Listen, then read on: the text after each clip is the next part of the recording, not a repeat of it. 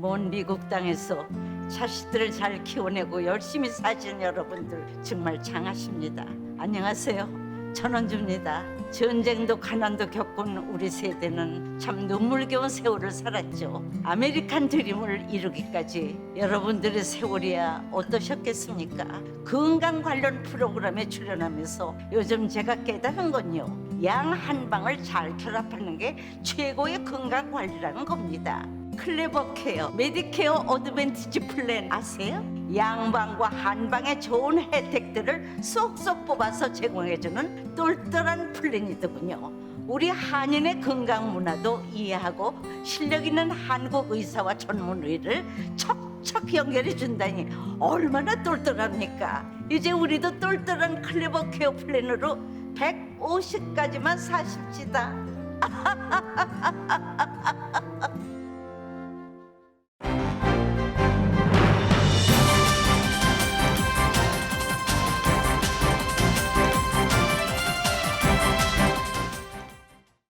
새봄 3월에는 여러분의 웃음이 활짝 피기를 라디오 서울이 응원합니다.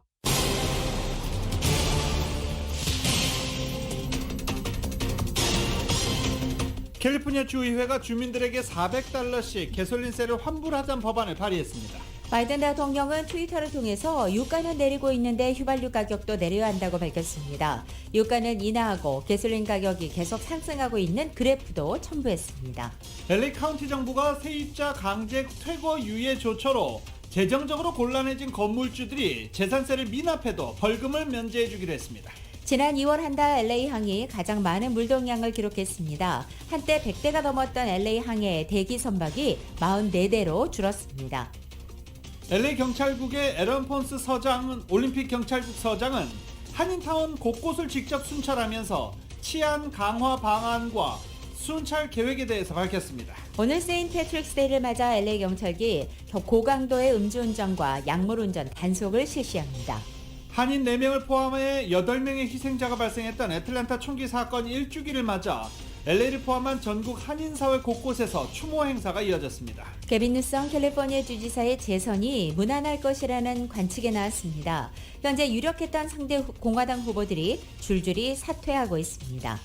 바이든 대통령은 우크라이나 침공을 지시한 푸틴 러시아 대통령에 대해 처음으로 전범이란 단어를 사용했습니다. 바이든 대통령은 러시아의 침공을 받고 있는 우크라이나 측에 드론, 대공 미사일, 대전차 미사일까지 모두 8억 달러 규모의 무기를 추가로 지원하겠다고 밝혔습니다. 연방준비제도가 3년여 만에 기준금리를 0.25%포인트 인상하면서 제로금리 시대에 마침표를 찍었습니다. 연준은 치솟는 물가를 반드시 잡겠다면서 올해 모두 6차례 추가 인상도 예고했습니다.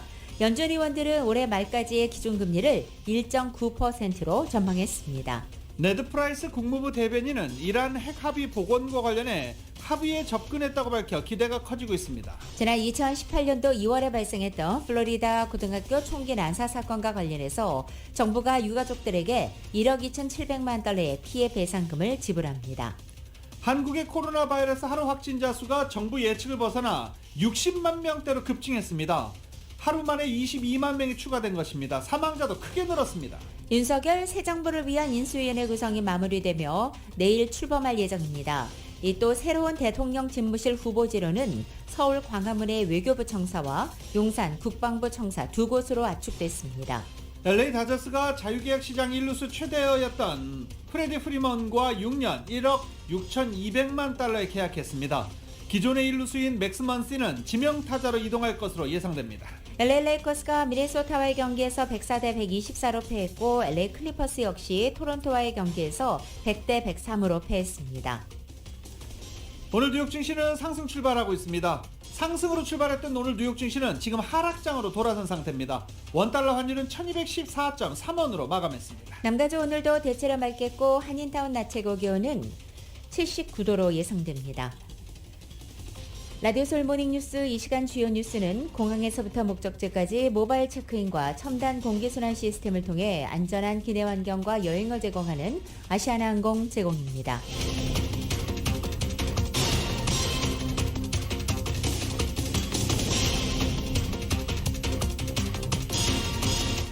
여러분 안녕하십니까? 김윤정입니다. 안녕하십니까, 유지승입니다. 2022년 3월 17일 목요일 라디오 서울 모닝 뉴스 2부입니다.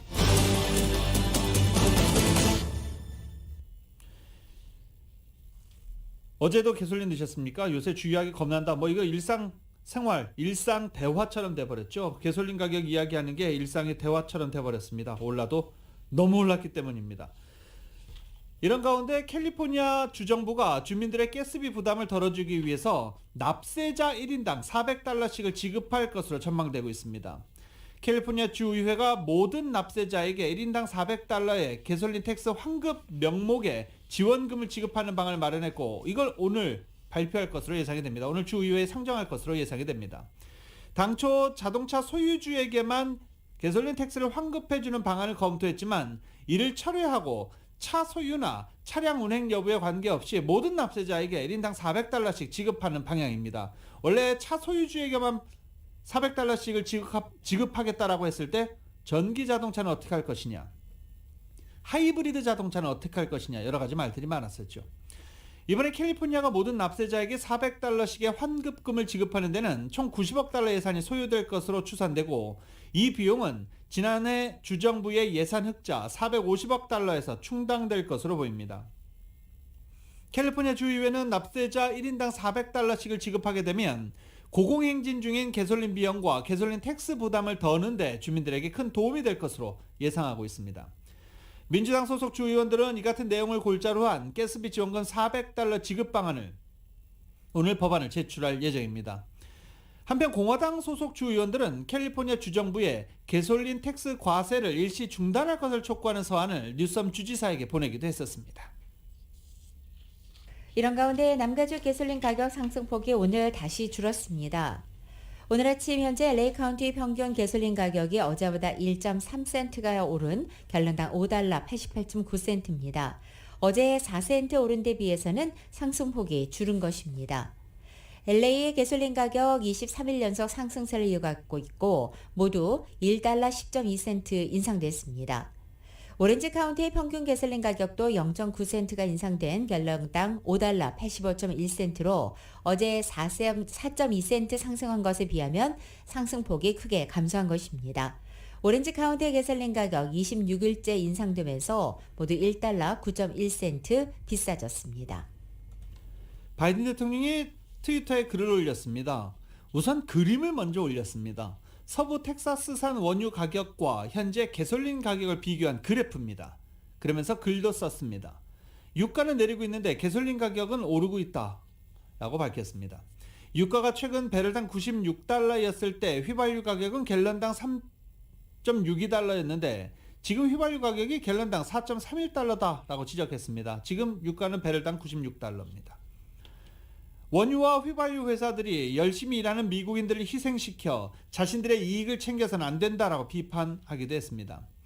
배럴당 $124였던 서부 텍사스산 원유는 $96로 일주일 남짓 23%가량 하락했습니다. 하지만 전국의 개솔린 평균 가격은 갤런당 $4.30, 일주일 내내 변동이 거의 없었습니다. CNN은 이런 현상은 새로운 게 아니고 로켓과 깃털이다라고 이를 꼬집는 말도 있다고 설명했습니다. 즉 국제유가가 오를 때는 휘발유 가격이 로켓처럼 빠르게 오르지만 국제유가가 내릴 때는 깃털처럼 천천히 내린다라는 의미입니다. 행정부가 전략 비축유를 방출했을 때 개솔린 가격이 천천히 내렸던 것을 목격했던 바이든 대통령으로서는 이런 현상이 또 일어나는 것이 탐탁치 않을 것이다 라고 CNN은 덧붙였습니다. 유가가 내리자마자 휘발유 가격도 내려야 한다고 말하는 것은 합리적이지 않다라는 점도 지적했습니다. 가격 변동은 공급망을 거쳐 소비자 가격에 반영되는 시간이 걸리기 때문이다라는 지적인데 전혀 맞지 않죠. 유가는 오르자마자 그날 즉시 개솔린 가격은 오릅니다. 근데 유가가 내릴 때는 정말 천천히 한도 끝도 없이 답답하게 천천히 내리고 있습니다. 급등한 개솔린에 이어서 자동차 보험료까지 인상되면서 차량 유지에 어려움을 겪게 됐습니다. 금융정보제공업체 뱅크레이스에 따르면 보험사 가이코가 최근 애리조나주에서 보험요금을 8% 인상했고 스테이트팜과 올스테이트, 프로그레시브도 일리노이주 등에서 4.8에서 12%까지의 요금 인상을 결정했기 때문입니다. 자동차 보험료는 팬데믹으로 운전자들의 이동이 줄면서 2020년과 지난 한 해 하락을 했거나 소폭 상승에 그쳤는데 올해 급등 조짐을 보이는 것입니다. 이렇게 보험회사들이 일제히 보험요금을 인상하는 것은 최근에 급등한 자동차 가격 때문입니다. 지난해 시작된 차량의 반도체 부족 사태로 최근까지 공급과 수요의 불균형 현상이 이어지면서 자동차 가격이 고공행진 중이고 차 부품 가격도 올라서 보험료가 그만큼 비싸진다는 것입니다. 한인 운전자들 입장에서는 이 한인타운이 보험료가 높은 LA에서도 가장 비싼 지역으로 꼽히기 때문에 보험료율이 올라가기 시작하면 한인들의 부담은 그만큼 더 커질 것으로 우려하고 있습니다. 연방준비제도가 3년 3개월 만에 기준금리를 0.25%포인트 인상했습니다. 사실상 제로금리 시대 2년여 동안 이어져 왔던 제로금리 시대는 끝났습니다. 연준 위원들은 올해 말 기준금리를 1.9%로 전망했는데 올해 안에 추가로 6단계 더 인상할 것으로 시사했습니다. YTN이 보도합니다.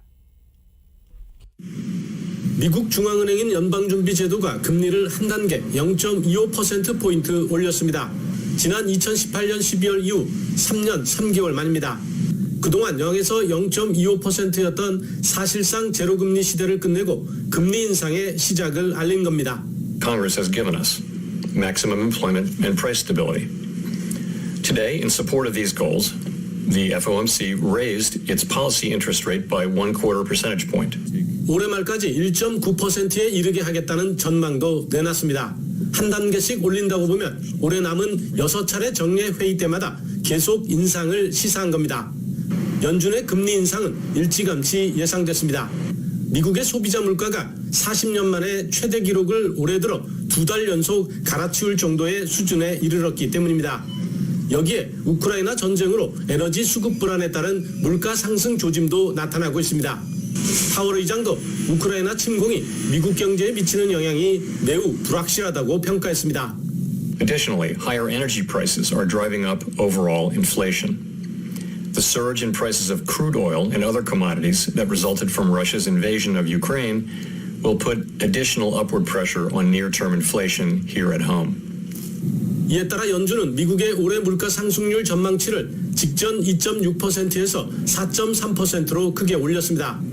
성장률은 직전 4.0%에서 2.8%로 1%포인트 이상 대폭 낮췄습니다.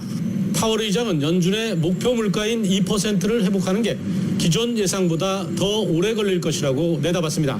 그렇더라도 내년에 경기 침체가 올 가능성은 특별히 커지지 않았다며 미국의 경제 성장은 여전히 강하다고 강조했습니다. 워싱턴에서 YTN 강태욱입니다. 연방노동부가 오늘 아침 지난주 미국의 신규 실업수당 청구 건수가 21만 4천 건으로 집계됐다고 발표했습니다. 전주마다 대로 돌아선 것입니다. 지난주 신규 실업수당 청구 건수는 최근 2달 반 사이 최저치라고 마켓워치는 전하고 있습니다.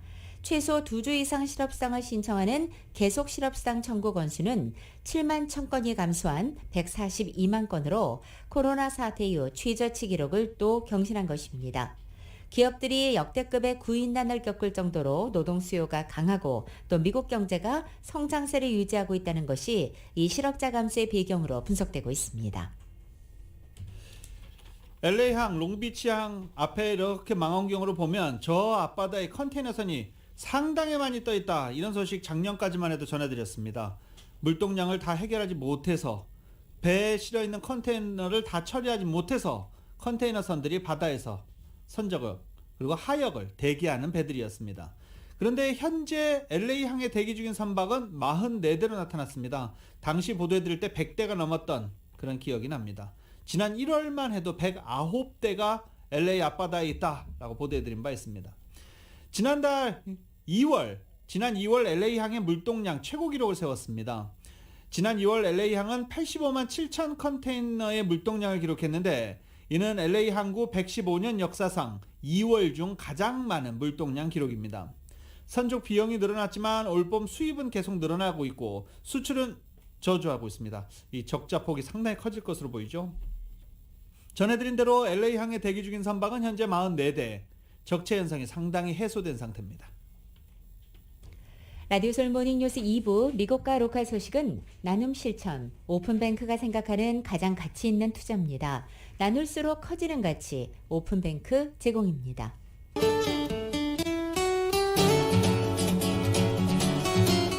맥도날드에서 소세지나 치킨 맥그리 들리즈로 여러분의 아침을 열어보십시오. 맥도날드 제공으로 3월 17일 목요일 남겨주의 날씨 전해드립니다. 남가주 오늘도 대체로 맑겠고 간간히 구름이 지나겠습니다. 낮 기온 어제와 비슷하게 유지되면서 포근한 봄 날씨 계속되겠습니다. 오늘처럼 대체로 맑고 포근한 봄 날씨는 금요일인 내일까지 이어지겠고 토요일에는 부분적으로 구름이 늘면서 다소 흐려지는 곳 있겠습니다. 내일 낮 기온 전날보다 10도가량 뚝 떨어져 예년 기온을 살짝 밑도겠습니다. 토요일에 늦은 밤부터 일요일 아침 사이는 이슬비 소식도 나와 있고 일요일의 낮 기온은 예년 기온으로 회복될 전망입니다. LA 한인타운의 오늘 낮 최고 기온 79도, 밤 최저 기온 52도, 오렌지 카운티 지역은 83도, 51도, 밸리와 일랜드 엠파이어 지역은 81도, 50도, 해안 지역은 72도, 53도로 예상됩니다. 끝으로 한국은 오늘도 전국적으로 눈과 비가 오겠습니다. 서울의 오늘 아침 최저 기온 35도, 낮 최고 기온 52도 예상됩니다. 오늘의 날씨는 맥도날드에서 소세지나 치킨 맥그리 들리즈로 여러분의 아침을 열어보십시오. 맥도날드 제공입니다.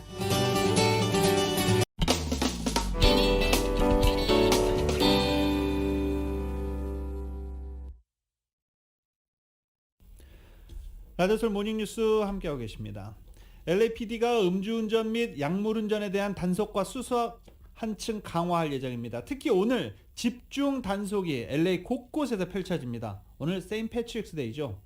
녹색 맥주 마시는 날. 뭐 이렇게 생각하시는 분들도 상당히 많습니다. 녹색 맥주는 오늘만 출시되는 겁니다. LAPD는 코로나 팬데믹 사태가 완화되고 또 오늘 세인트 패트릭스 데이를 맞아서 외식과 음주, 미팅 이런 대면 사회 활동이 늘어남에 따라 기존의 무관용 단속 정책을 강화하고 음주운전, 대대적인 음주운전을 실시하겠다라고 발표했습니다. 오늘뿐만이 아닙니다. 앞으로 곳곳에 LA 곳곳에 DUI 체크포인트를 설치해 강도 높은 단속을 벌인다는 계획입니다. LAPD와 캘리포니아 고속도로 순찰 때도 정기적으로 특별 집중 단속을 벌이겠다라고 힘을 모았습니다. 경찰은 DUI의 위험성을 경고하고 있지만 여전히 DUI는 사라지지 않고 있죠. DUI는 음주뿐 아니라 운전 능력을 저하시키는 처방 및 비처방 약물도 포함됩니다. 또 마리화나에 취한 상태에서 운전하는 것도 불법이라고 LAPD는 강조하고 있습니다. LAPD는 CHP로부터 97만 달러의 그랜트를 받아 오는 6월 30일까지 DUI 관련 단속과 수사를 강화하겠다라고 어제 함께 밝히기도 했습니다. LAPD는 이 97만 달러의 기금으로 DUI 조사 분야 경찰관 훈련, DUI 기소를 위한 검사 훈련, 합법 라이선스 마리화나 판매점을 통한 DUI 연관 교통안전 메시지 홍보, 그리고 교도소에 마약인식 전문가를 배치하고 DUI 관련 교통사고 조사에 사용할 3차원 스캐너를 구입하는 등의 이런 기금을 사용할 것이라고 밝혔습니다. LAPD 자료에 따르면 지난 2021년 LA 전역에서 DUI 연관 체포 건수는 월입니다. 월 평균 약 450건에 달하는 것으로 나타났습니다. 한인들이 체포되는 것 중에 가장 많은 것도 DUI입니다.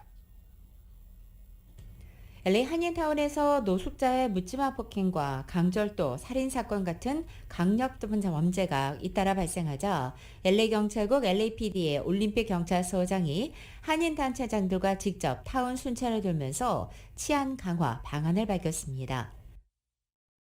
LA 한인타운을 관할하는 올림픽 경찰서의 에런 폰스 서장은 어제 올림픽 경찰서 후원회와 LA 한인상공회의소 같은 한인단체 관계자들과 함께 2달 전 칼부림 살인사건이 발생했던 한인타운 유가 쇼핑몰을 직접 방문해 치안 강화와 순찰 계획에 대해 밝힌 것입니다.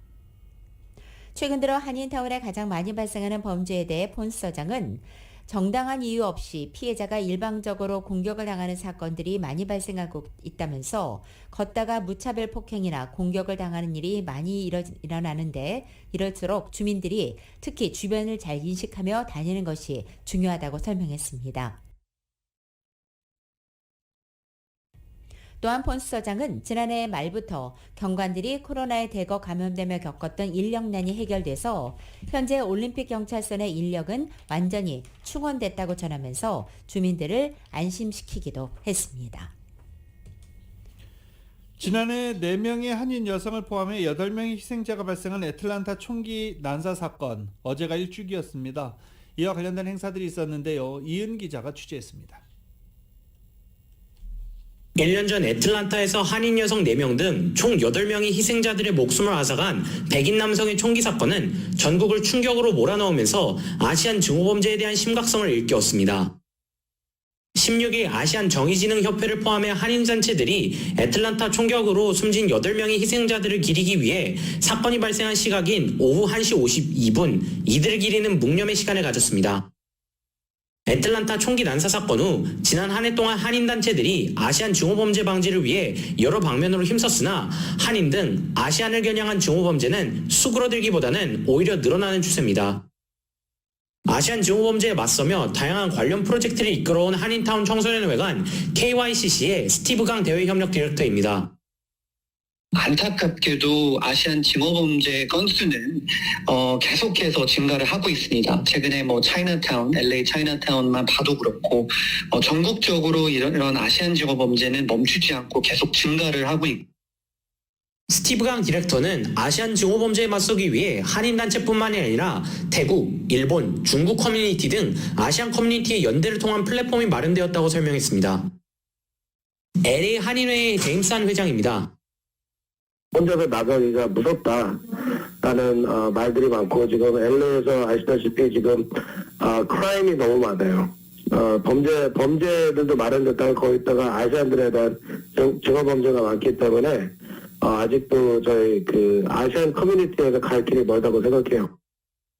제임스 한 회장은 아직도 아시안 증오범죄 피해를 입고도 그냥 참고 넘어가는 한인들이 많다며 증오범죄 피해 사실을 적극 신고해달라고 당부했습니다.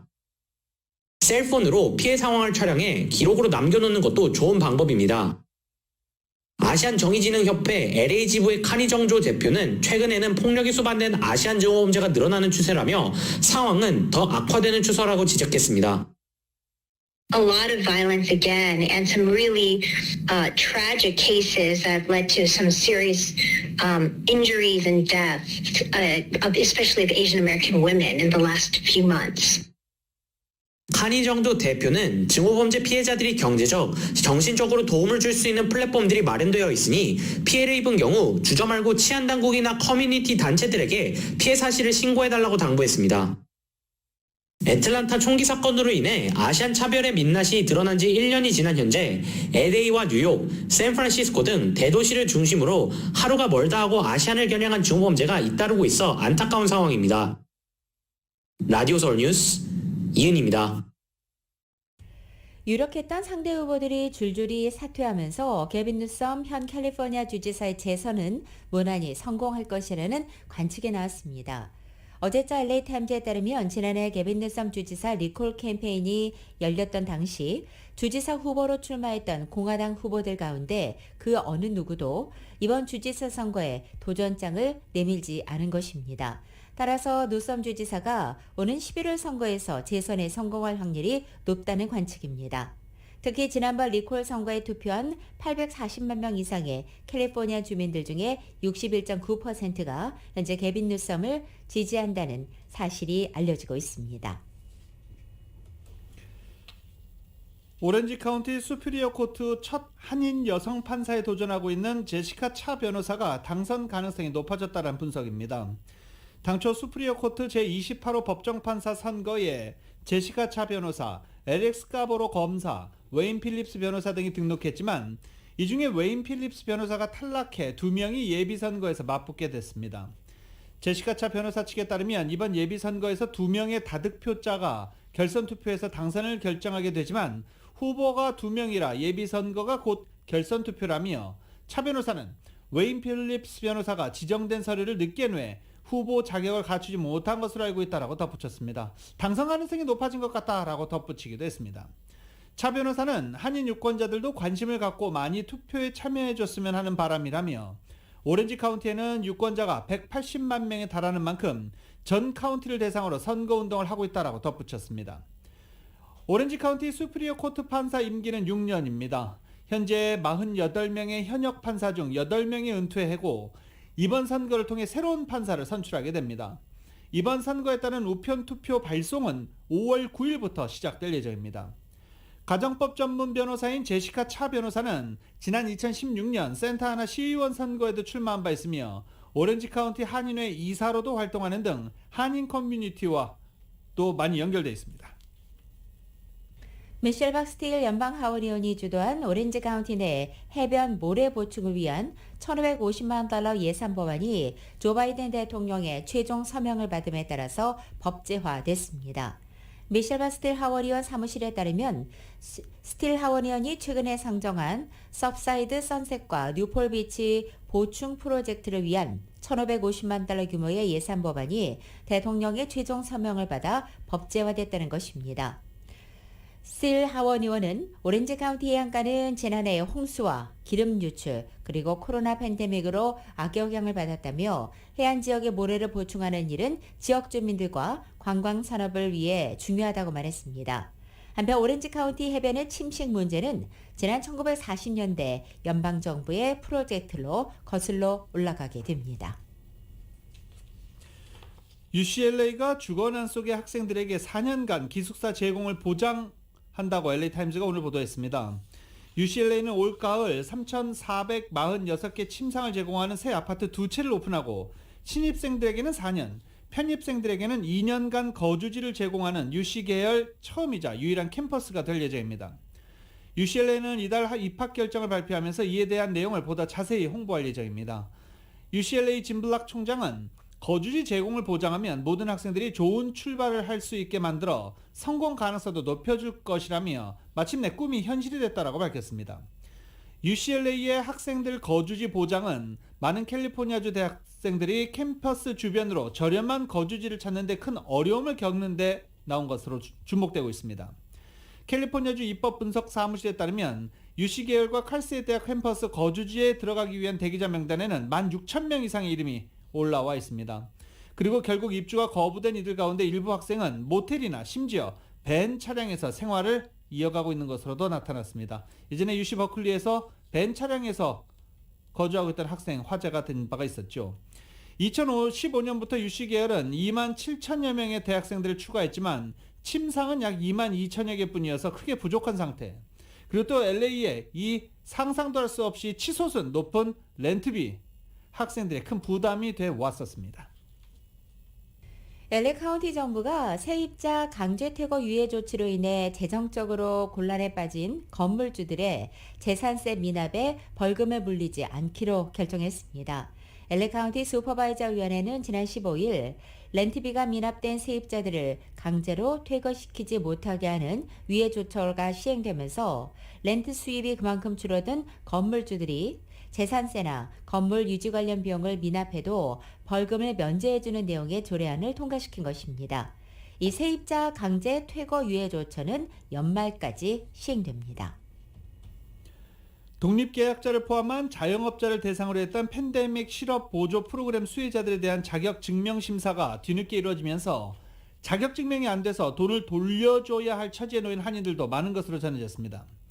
관련 민원 서비스를 제공하는 LA 한인에 따르면 최근 팬데믹 실업보조 자격 증명 불가에 대한 문의가 하루 평균 10건 정도 꾸준하다라고 전했습니다.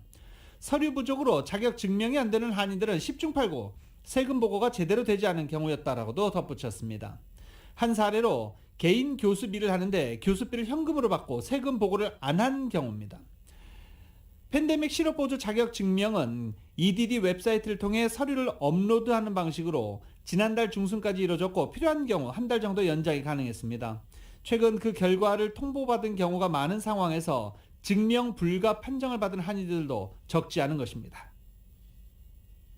미 전역에서 한인 인구가 1년 새 증가했습니다. 연방 센서스국이 최근 발표한 2016에서 2020년까지 아메리칸 커뮤니티 서베이를 분석해 본 결과 2020년을 기준으로 미 전역의 한인 인구는 192만 6,508명으로 추정돼 전년도 한인 인구 추정치보다 2만 명 이상 10% 정정합니다. 2만 명 이상 1.0% 증가했습니다.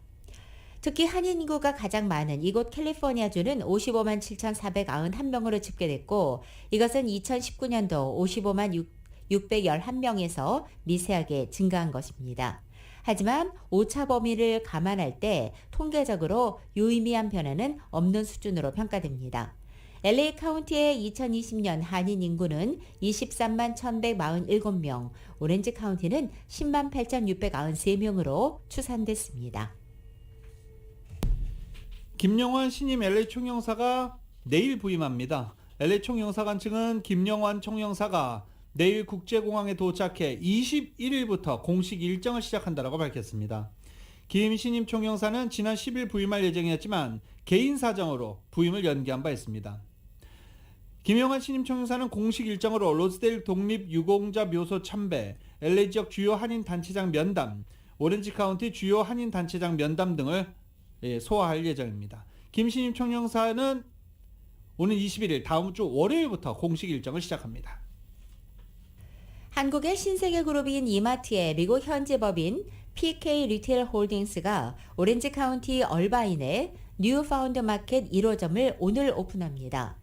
뉴파운드 마켓은 이마트가 PK 리테일 홀딩스를 설립한 이후 처음으로 선보이는 마켓 브랜드입니다. 지난달 나파밸리 와이너리인 쉐이퍼 빈야드를 인수한 데 이어서 신규 브랜드의 마켓을 개점하며 신세계 그룹의 미국 진출 발걸음이 본격화될 것으로 보입니다. 뉴파운드 마켓은 PK 리테일 홀딩스가 인수한 슈퍼마켓 체인인 굿푸드 홀딩스의 6번째 신규 마켓 브랜드로서 식음료 제품의 혁신을 담은 유통 매장으로 알려져 있습니다. 얼바인의 3만 3천 스퀘어피트의 규모의 뉴파운드 마켓은 그로서리 란트, 즉 그로서리 마켓과 레스토랑을 표방하고 있지만 개점 초기에는 매장에서 식료품을 구매해서 조리해 먹을 수 있는 체험 요소까지는 반영되지 않을 것으로 보입니다. 개점 초기 시기를 테스트 베드로 삼고 추후 프리미엄 요소를 가미해서 완벽한 그로서란트로 전환하면서 미국 내 다른 지역을까지 이 마켓 매장을 확대할 방침입니다. 내일 또 전해드리겠지만 일요일입니다. 오는 일요일 LA 마라톤이 개최됩니다. 제27회 LA 마라톤이 LA에서 개최되면서 일원의 도로의 교통이 통제됩니다. LA 마라톤은 다저 스테디움에서 시작돼 LA 다운타운, 에코파크, 헐리우드, 웨스트 헐리우드, 베벌리 힐즈, 센츄리 시티, 웨스트우드, 브렌트우드를 거쳐서 다시 센츄리 시티로 돌아오는 코스입니다. 마라톤으로 일요일 새벽 4시부터 도로가 통제돼 낮 1시경에는 순차적으로 도로 통제가 해제될 예정입니다. 마라톤 종착점 꼬린 지점인 센츄리 시티 애비뉴는 일요일 오후 5시까지 교통이 통제될 예정입니다. 라디오솔 모닝뉴스 2부 이 시간은 1250만 불 교통사고 최고 보상, 교통사고 전문 천재 변호사 리처드 호프만, 메디케어 시니어를 위한 전문의 허가가 아주 빠른 한인 최고 최대의 서울 메디칼 그룹, 기아는 미래를 기다리지 않습니다. 스스로 만들어갑니다. 기아 자동차, 소중한 고객의 꿈을 위해 고객과 함께하는 US 메트로은행 공동 제공입니다.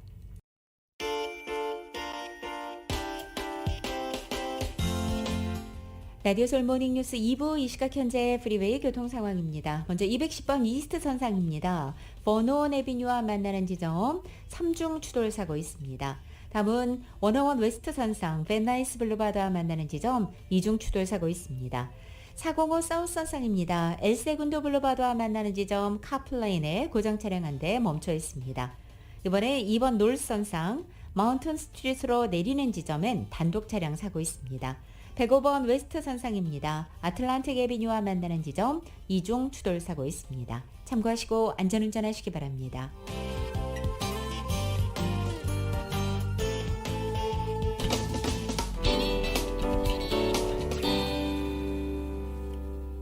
라디오솔 모닝뉴스 함께하고 계십니다. 지금 저희는 거의 일상생활로 돌아갔다라고 말해도 될 정도로 코로나 바이러스 방역 수칙이 상당히 많이 완화됐죠. 영국 등 유럽 일부 국가에서 코로나 바이러스가 재확산하는 조짐을 보여서 지금 미국 보건당국이 긴장하고 있습니다. 미국의 코로나 상황은 몇 주의 시차를 두고 있다라고 하기도 하지만 거의 하루만이죠. 영국을 따라가는 일상을 항상 보여오고 있습니다. 코로나 바이러스 사태 최근 2년간 계속 그랬죠.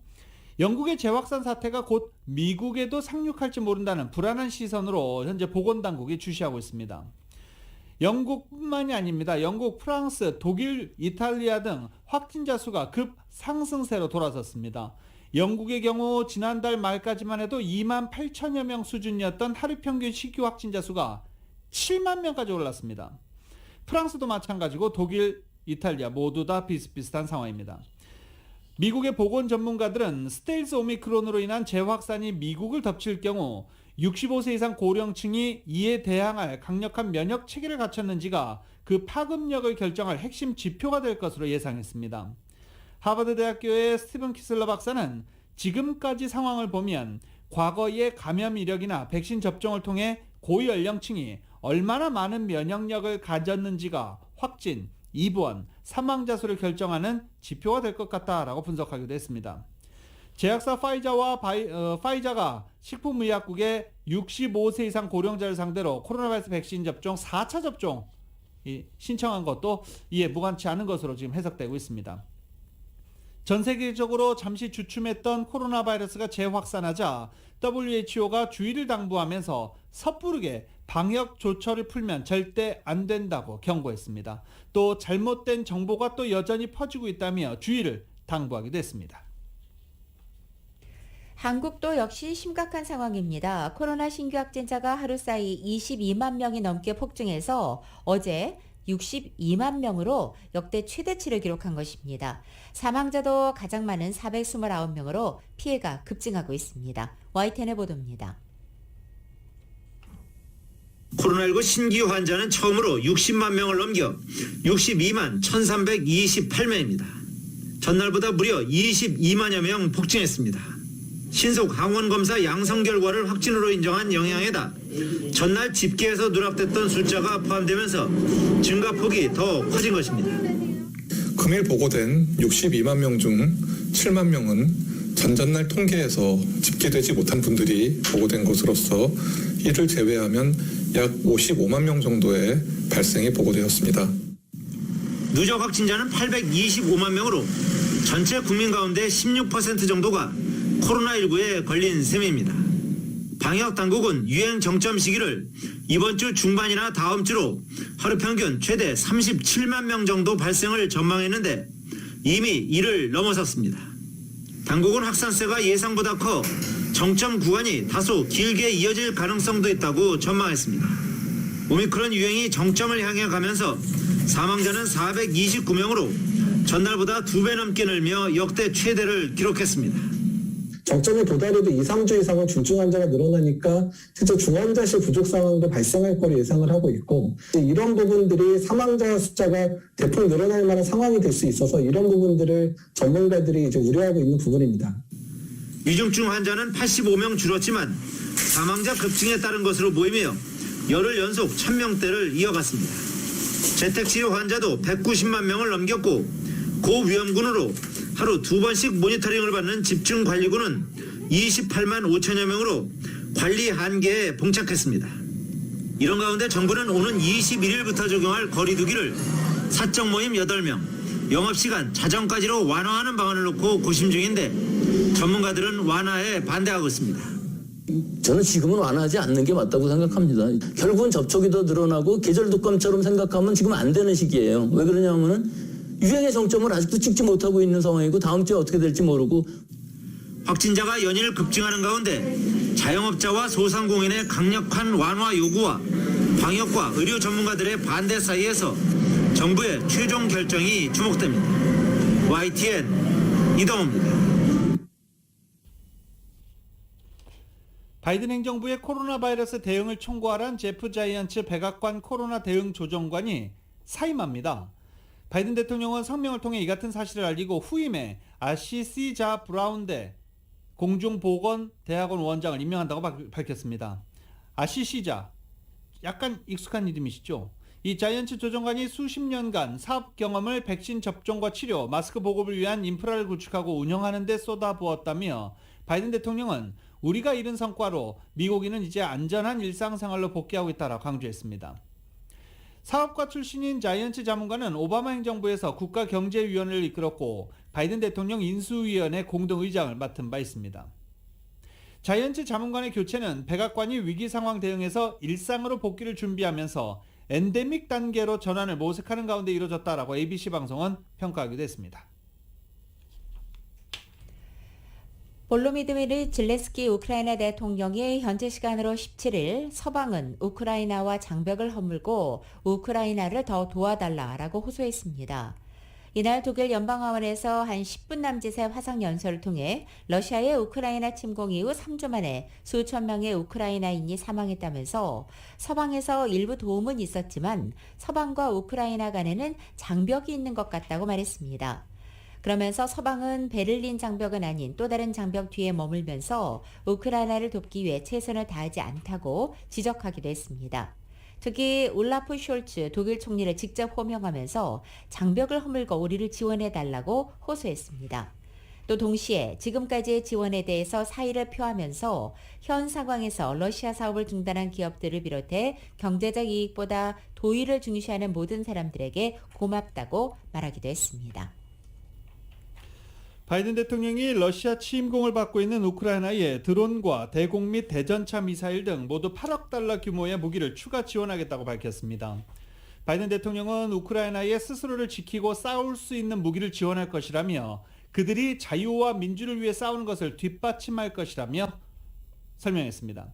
이 같은 방침은 젤렌스키 우크라이나 대통령이 어제 의회 화상 연설에서 우크라이나에 대한 더 많은 군사적 지원을 호소한 뒤 이루어졌습니다.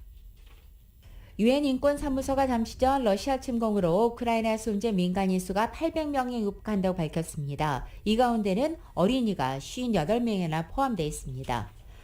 우크라이나의 9살 소녀가 러시아군의 총격에 아버지를 잃고 자신도 역시 한쪽 팔을 잃었습니다. 고국을 떠나 우크라이나 난민 300만 명을 넘고 있습니다. YTN의 보도입니다.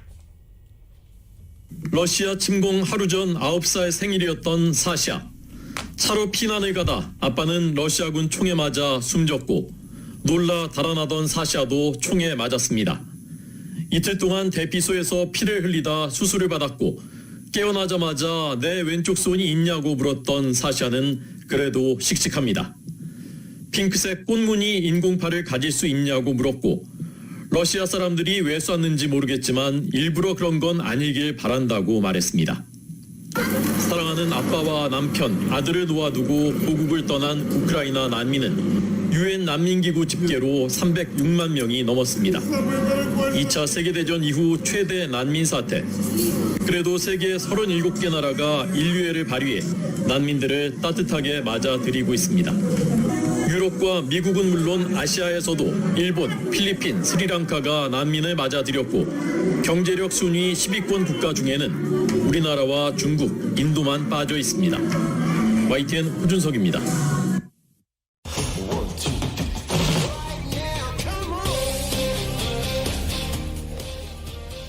라디오솔 모닝뉴스 스포츠 소식입니다. 스포츠 소식은 전문가가 추천하는 이민법과 가정법 전문 최인정 종합법률사무소 제공입니다.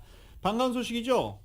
LA 다저스가 6년간 1억 6,200만 달러의 프레드 프리먼을 영입했습니다. 캘리포니아 로스앤젤레스에서 가장 가까운 이 빌라파크에서 출생한 프리먼, 신인 드래프트에서 애틀란타를 브레이브스로 지명돼서 2010년 빅리그에 데뷔했고 애틀란타에서만 12년 뛴 선수입니다. 애틀란타를 떠날 것이라고 아무도 예상을 잘 못했었습니다. 근데 애틀란타가 먼저 배신을 했죠. 맷 올슨을 트레이드하면서 1루수 자리를 채우자 프레디 프리먼 애틀란타를 떠나고 싶지 않다라고 했었는데 마음이 돌아섰습니다. 이 같은 배신감 정말 대단하죠. 프레디 프리먼이 애틀란타로 다시 가고 싶다, 재계약하고 싶다라고 이야기를 하고 있는데 애틀란타 팀은 다른 1루수를 트레이드를 통해서 구해버린 겁니다. 그것도 유망주를 무려 4명, 3명이었나요? 3명이나 주면서 트레이드를 통해 1루수 자리를 메웠습니다. 이렇게 마음이 상한 프레디 프리먼은 고향팀 LA 다저스가 6년 1억 6,200만 달러에 계약했습니다. 무키 배츠, 프레디 프리먼, 트레이 터너, 윌 스미스, 맥스 먼시, 코디 벨린저, 저스틴 터너, 크리스 테일러, AJ 폴락. 이게 1번부터 9번 타자 막강해졌죠.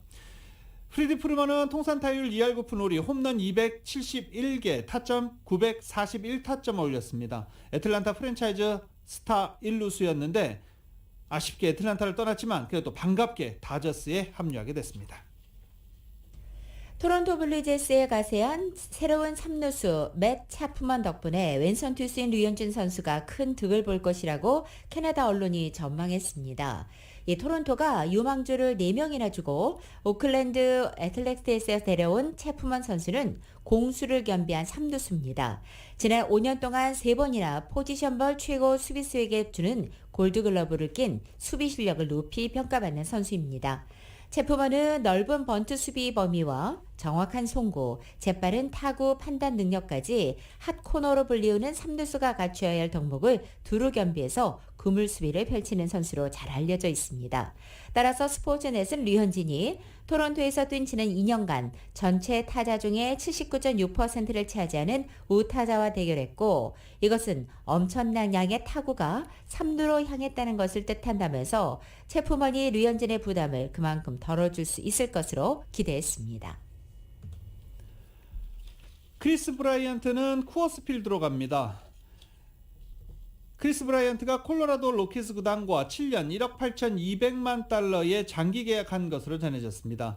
브라이언트 측은 이 계약에 트레이드 거부권도 관철된 것으로 알려졌습니다. 신체 검사가 통과되면 계약이 발효됩니다. 이 크리스 브라이언트도 시카고 컵스를 떠날 거라고 상상하지 못했는데 지난해 트레이드를 통해서 샌프란시스코 자이언츠에서 잠깐 뛴 바 있습니다. 그리고 또 LA 다저스 팬들에겐 익숙한 잭 그레인키가 캔자스시티 로열즈와 1,300만 달러 1년 계약을 맺었습니다. 잭 그레인키 올해 나이가 39이죠. 1년 계약을 맺었습니다. 1,300만 달러입니다. 잭 그레인키는 2004년 캔자스시티 로열즈에서 빅리그에 데뷔했고 2009년 역시 캔자스시티에서 아메리칸 리그 사이 영상을 받은 바 있습니다. 친정팀으로 돌아간 것입니다. 지각 출발하는 2022년 시즌의 메이저리그 정규리그가 4월 7일 개막해 10월에 끝납니다. MLB 사무국은 새롭게 조정한 정규리그 일정을 어제 발표했습니다. 당초 4월 1일부터 8일 사이에 잡힌 91경기 경기 일정을 더블헤더로 재편성하고 정규리그 종료일을 사흘 미뤄서 팀당 162경기를 치르는 새 일정을 짠 것입니다. 어제 손흥민 선수 경기가 있었는데 손흥민 선수 경기는 어떻게 됐는지 좀 알려주세요. 잉글랜드 프로축구 토트넘의 손흥민이 2경기 연속골 소식 없이 침묵했다는 소식입니다. KBS가 보도합니다. 브라이턴전에도 어김없이 선발 출전한 손흥민은 전반 37분 행운의 선제골을 이끌어냈습니다. 위협적인 위치에서 공을 잡아 자신을 견제하기 위해 수비가 몰려들자 동료에게 공간이 열렸습니다. 손흥민의 패스를 받은 클루세브스키의 슛이 로메로에게 맞고 굴절돼 득점으로 이어졌습니다. 선제골에 기여했지만 이후부턴 큰 활약이 없었습니다. 슛은 단 한 차례, 그마저 수비에 막혔습니다. 열심히 달려봤지만 힘이 붙인 듯 예전 같은 폭발적인 질주는 보여주지 못했습니다. 결국 손흥민은 후반 35분 교체됐고 경기 후 평점도 팀 내 하위권에 혹평도 쏟아졌습니다. 하지만 최근 한 달 7경기에 모두 선발로 나서 평균 80분 이상을 뛴 만큼 현지 언론도 손흥민에게 휴식을 줘야 한다고 지적했습니다.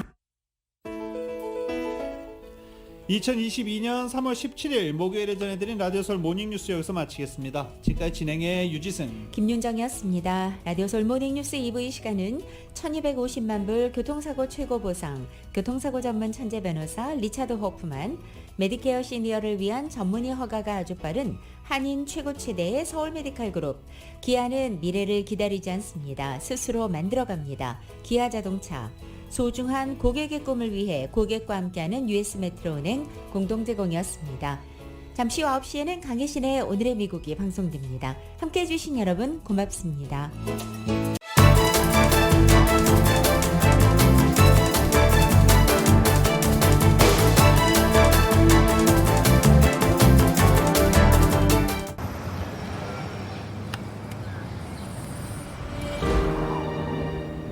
아직 쓰여지지 않은 스토리. 그 스토리를 완성하기 위해서는 새로운 아이디어를 찾아 움직여야 합니다.